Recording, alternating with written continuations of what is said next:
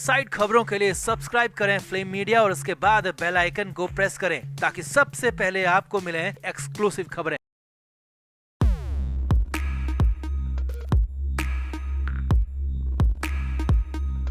संजय राउत महाराष्ट्र के सबसे ताकतवर नेताओं में शामिल रहे हैं, चाहे वो 2014 से 2019 तक बीजेपी शिवसेना की सरकार रही हो या फिर उसके बाद 2019 से अब तक महाविकास अघाड़ी की सरकार। पिछले करीब 8 सालों में संजय राउत की ताकत कभी भी कम नहीं हुई, मगर अब पहली बार संजय राउत ताकतविहीन नजर आ रहे हैं। हालात ये हैं कि संजय राउत कभी भी गिरफ्तार हो सकते हैं। जी हाँ, ये बहुत बड़ी खबर आपको बता रहे हैं क्योंकि राउत की गिरफ्तारी का समय तारीख तय हो गई है, उल्टी गिनती शुरू हो गई है क्योंकि कोर्ट ने असली वाला वारंट निकाल दिया है। तो बताते हैं कैसे अचानक हो गया ये सब कुछ, अब आगे क्या होने वाला है आपको बताते हैं सब कुछ। आप भी इस वीडियो को शेयर करें और कमेंट करके संजय राउत की हालत पर अपनी राय जरूर दें।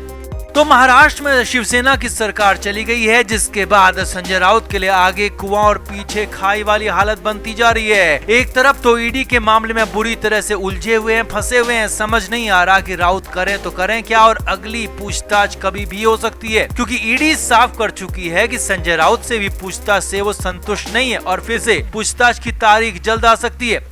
अब इस केस में संजय राउत को छुटकारा कब मिलेगा या फिर मिलेगा या नहीं मिलेगा वो फिलहाल कह नहीं सकते, लेकिन आफत का डबल डोज देने के लिए डिफेमेशन केस आ गया जिसमें अब संजय राउत की असली वाली आफत आने वाली है। जी हाँ, संजय राउत की असली वाली आफत अब आने वाली है क्योंकि राउत की गिरफ्तारी की तैयारी हो चुकी है और समय तारीख सब कुछ तय हो गया है। असल में महाराष्ट्र में बीजेपी के नेता किरीट सोमैया की पत्नी मेधा सोमैया ने संजय राउत के खिलाफ मानहानि का वाद दायर किया था और मेधा सोमैया ने संजय राउत से हर जाने के रूप में 100 करोड़ की भारी भरकम रकम की मांग की थी और साथ ही साथ लिखित में पब्लिक माफी मांगने की मांग की थी, जिसमें पहली सुनवाई में प्राइमा फेसी संजय राउत पर आरोप सही पाए गए थे। जी हाँ, राउत पर आरोप सही पाए गए, जिसके बाद 4 जुलाई को सुनवाई मुकर्रर की गई थी। अब यहाँ पर समझिए, 4 जुलाई को संजय राउत को मुंबई की सिवरी कोर्ट में पेश होने के लिए कहा गया था। 4 जुलाई यानी कि सोमवार को उन्हें कोर्ट में पेश होना था, लेकिन न तो संजय राउत पेश हुए और ना ही राउत की तरफ से उनके कोई वकील ही कोर्ट में पहुंचे, यानी कि कोर्ट और मेधा सोमैया के वकील के साथ साथ खुद मेधा सोमैया इंतजार करते रहे, लेकिन संजय राउत न खुद पहुंचे और ना ही उनकी तरफ से कोई पहुंचा। कोर्ट का वक्त पूरा खराब किया गया। अब इसके तुरंत बाद मेधा सोमैया के वकील विवेकानंद गुप्ता ने कोर्ट से मांग कर दी कि संजय राउत के खिलाफ वारंट निकाल दिया जाए ताकि वो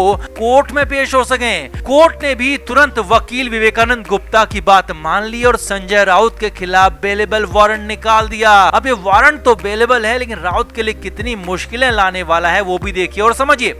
कोर्ट ने सुनवाई की अगली तारीख 18 जुलाई तय की और बेलेबल वारंट निकलने के बाद संजय राउत को अब हर हाल में 18 जुलाई को कोर्ट में आना ही होगा, पेश होना ही होगा या फिर कम से कम अपने वकील के जरिए पेशी दिखानी होगी। लेकिन अगर संजय राउत फिर से कोर्ट का आदेश नहीं मानते, पेश नहीं होते हैं, तो फिर जारी होगा नॉन बेलेबल वारंट। जी हाँ, गैर जमानती वारंट, यानी कि तब की कंडीशन में तुरंत ही राउत को गिरफ्तार कर लिया जाएगा, जिसमें जमानत भी नहीं मिलेगी और अरेस्ट करके सीधे पुलिस संजय राउत को कोर्ट में पेशी के लिए ले आएगी, यानी कि संजय राउत गिरफ्तार हो सकते हैं और इसके लिए तारीख तय हो गई है। 18 जुलाई की वो तारीख है जब तक की मोहलत कह सकते हैं कि संजय राउत को फिलहाल मिली और उस मोहलत के बाद कोई मोहलत नहीं मिलेगी, कोई राहत नहीं मिलेगी, सीधे सीधे अरेस्टिंग होगी। संजय राउत सलाखों के पीछे जा सकते हैं और वो भी मानहानि के केस में।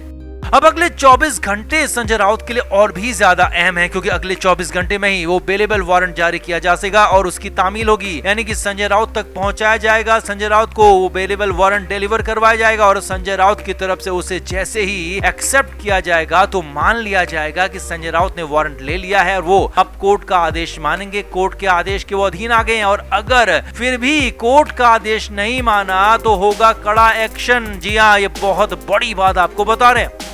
तो पहले तो अगले 24 घंटे ही संजय राउत के लिए बेहद मुश्किल होने वाले हैं और अगले 24 घंटे में ही उनका काम तमाम हो सकता है और फिर उसके बाद अगले 13 दिन संजय राउत की उल्टी गिनती चलती रहेगी। राउत नहीं माने, अपनी बात में अड़े रहे, अपने नशे में चूर रहे, घमंड में चूर रहे, तो फिर तो 13 दिन में सब कुछ खत्म हो जाएगा। संजय राउत के लिए बहुत मुश्किलें बढ़ जाएंगी। जी हाँ, ईडी के केस में संजय राउत की मुश्किलें पहले से ही बढ़ी हुई और अब यहाँ पर मानहानि के केस में भी हालात बेहद खराब हो चले हैं। संजय राउत की कंडीशन खराब हो रही है, मुश्किलें उनके लिए हर रोज के हिसाब से बढ़ती जा रही हैं। तो कुल मिलाकर हालात आसान उनके लिए बिल्कुल भी नहीं है। गिरफ्तारी हो सकती है, इसकी संभावना अब साफ साफ दिखने लगी है, नजर आने लगी है। तो संजय राउत की इस हालत पर आपका क्या कहना है, कमेंट करके आप भी जरूर बताएं, वीडियो को शेयर भी करें।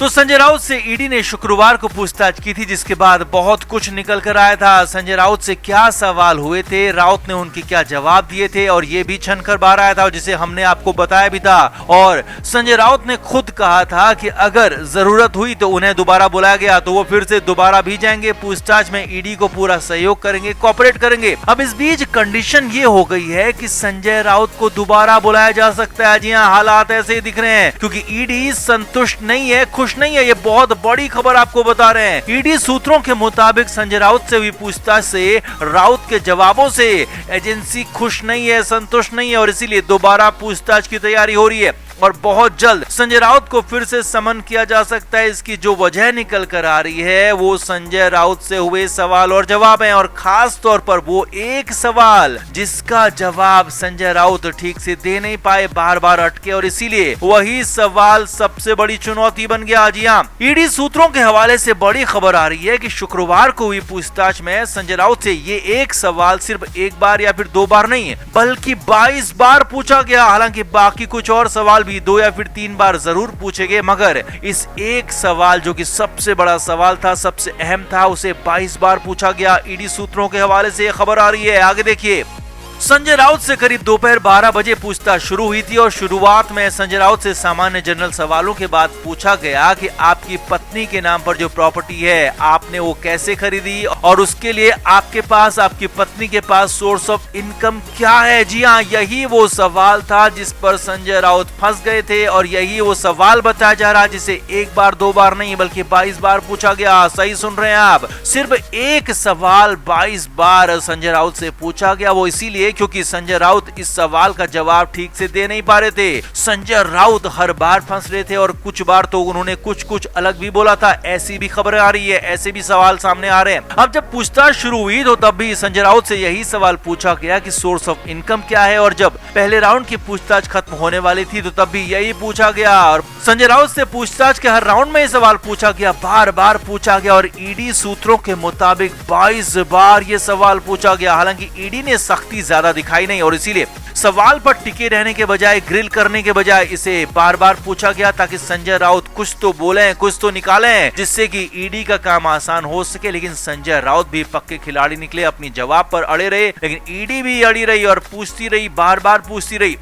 अब ईडी सूत्रों के मुताबिक हालात ये थे कि संजय राउत बार बार एक ही सवाल पूछने से परेशान हो गए, बिलबिला उठे, नाराज तक हो गए, खड़े हो गए। हालांकि उन्हें फिर से बैठाया गया, शांत कराया गया, लेकिन ईडी ने अपना रास्ता छोड़ा नहीं, और लगातार उसी लाइन पर, उसी सवाल पर अटके रहे, पूछताछ करते रहे, और ये कहते रहे कि आप इस सवाल का सही जवाब दीजिए और आपसे सवाल दोबारा नहीं पूछा जाएगा। लेकिन संजय राउत भी अपनी बातों में अड़े रहे, और ईडी भी अपने सवालों पर अड़ी रही। अब पक्की खबर तो यह भी है कि संजय राउत से भी पूछताछ से ईडी की टीम खुश नहीं है, संतुष्ट नहीं है, और इसीलिए अगले समन की तैयारी हो रही है। हालांकि जो पूछताछ अभी शुक्रवार को हुई थी, फिलहाल उसके डॉक्यूमेंटेशन का काम चल रहा है, और जैसे ही अगले कुछ दिन में ये डॉक्यूमेंटेशन पूरा होगा तो संजय राउत को फिर से समन किया जाएगा, पूछताछ के लिए बुला लिया जाएगा, और तब और ज्यादा सख्ती से पूछताछ हो सकती है, ज्यादा कड़ाई से पूछताछ हो सकती है। इसीलिए संजय राउत के लिए मुश्किलें आगे कम होने के बजाय कई गुना बढ़ती हुई दिख रही है। तो कुल मिलाकर संजय राउत फंस गए हैं, बुरे फंस गए हैं, और ईडी की तैयारी दिखा रही है कि संजय राउत महाराष्ट्र में दूसरे नवाब मलिक हो सकते हैं। नवाब मलिक जैसे हालात उनके भी हो सकते हैं। तो आपका इस पूरे अपडेट पर क्या कहना है, कमेंट करके आप भी जरूर बताएं, और वीडियो को अभी शेयर भी करें। Flame media report.